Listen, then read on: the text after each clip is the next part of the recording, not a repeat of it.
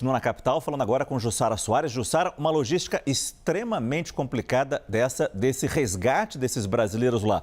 Primeiro, pelo risco de novos bombardeios. A gente está com imagens ao vivo de Beirute. Neste momento, a imagem da cidade de Beirute aparenta tranquilidade. Não há visão de fumaça, não há visão de focos de incêndio, não há visão de explosões. Mas no começo dessa madrugada, horário libanês, houve novos ataques israelenses.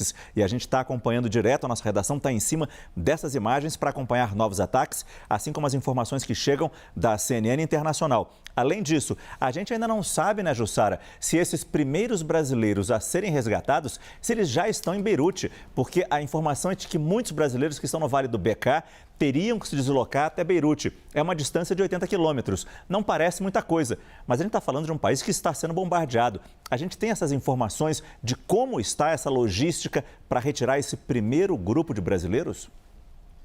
Olha, Márcio, claro que a escalada, né, essa intensificação desse conflito, desses bombardeios, complica demais a logística para levar esses brasileiros, os primeiros repatriados, até o aeroporto de Beirute. A diplomacia brasileira tem tratado isso com muita reserva, sem dar muitas informações. Amanhã, o chanceler brasileiro, Mauro Vieira, deve dar ali uma coletiva justamente sobre isso, e aí talvez a gente tenha um pouco mais de noção de fato do que está sendo feito, o trabalho da embaixada brasileira lá em Beirute para tentar resgatar essas pessoas. A gente estava lembrando que é uma comunidade enorme, são 21 mil brasileiros e pelo menos 3 mil já pediram ajuda ao governo brasileiro para sair do Líbano. Bem, a Carol explicou aqui que o avião da Força Aérea Brasileira já está em Lisboa esperando o aval para poder ir para Beirute. Mas, claro, toda essa logística pode mudar muito rapidamente de acordo com a intensificação desses bombardeios, desses ataques. Então, tudo é avaliado momento a momento. Eu tenho uma outra apuração aqui, além dessa repatriação, né, do voo, para trazer esses brasileiros nesse voo da FAB, também está em avaliação tirar os brasileiros do Líbano e levar até a Turquia.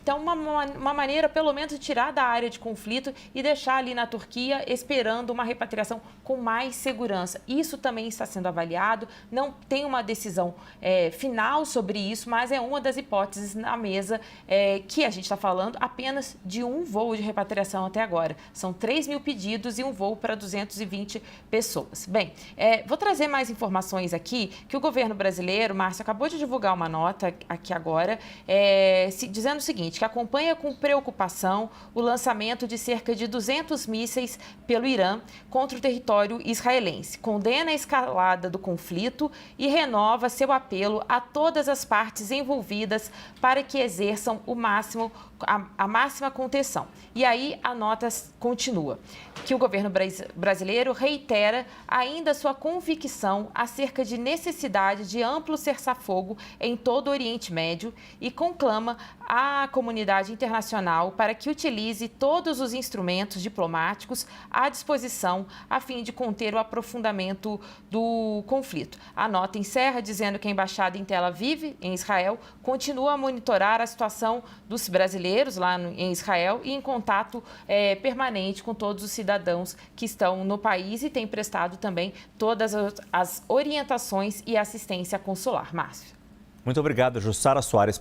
A gente está torcendo para isso, mas parece um tanto otimista neste momento de tantas dúvidas que esse voo realmente possa retirar até domingo os primeiros brasileiros. A gente não sabe se vai ser de Beirute, se vai ser da Síria, se vai ser da Turquia, qual vai ser o aeroporto. A gente não sabe como esses brasileiros vão se deslocar nessas distâncias que dentro do Líbano não são tão grandes assim, 80 quilômetros, por exemplo, do Vale do Bekaa até Beirute.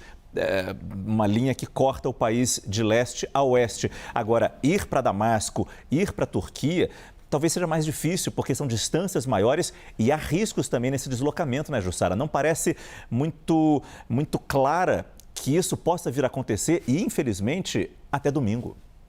Exato, Márcio. Eu estava conversando com um importante militar que participou da operação de repatriação em 2006, lá mesmo no Líbano. E ele estava me explicando, fui tirar algumas dúvidas com ele, como faz, né, em play ao conflito, por exemplo, no Vale do Bekaa, onde tem muitos brasileiros. Ele diz que tem uma logística terrestre, por exemplo, em tirar essas pessoas de ônibus. Mas ele diz, tem também uma percepção de Israel que há um transporte de integrantes do Hezbollah em ônibus. Então, tudo isso aumenta o perigo do transporte desses brasileiros.